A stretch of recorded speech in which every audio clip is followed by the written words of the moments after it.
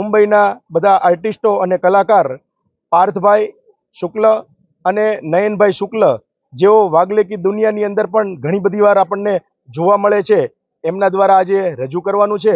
ખાસ અમારો ઉપદેશ છે માનવતા, જીવદયા અને સેવાના કાર્ય.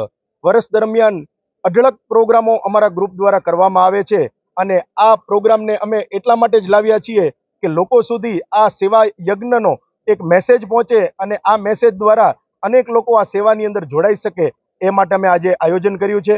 લગભગ 1000થી વધારે લોકો આ પંડિત દીનદયાલ ઓડિટોરિયમની અંદર આ નાટક ડ્રામા માણવા માટે આજે પધાર્યા છે.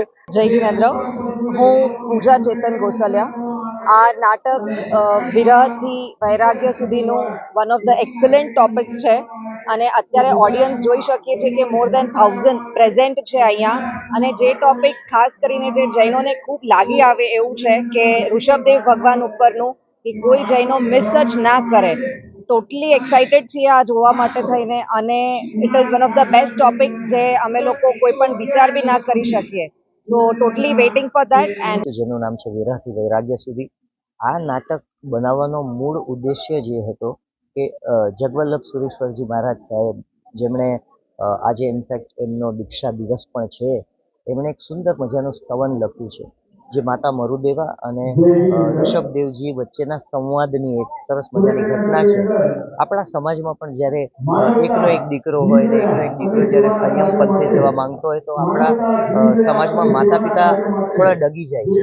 તો આ એવા માતા પિતા માટે સંદેશ છે કે એકનો એક દીકરો હોવા છતાં આ નાટકમાં જે માતાનું પાત્ર ભજવે છે એને પેલા પ્રશ્નો થાય છે અને એનો દીકરો એને માતા મરુદેવા અને ઋષભદેવજી વચ્ચેનો સંવાદ આખો સંભળાવે છે અને માતાનું હૃદય પરિવર્તન થાય છે અને માતા પોતાના એકના એક દીકરાને સંયમ પંથે જવાની આજ્ઞા આપે છે.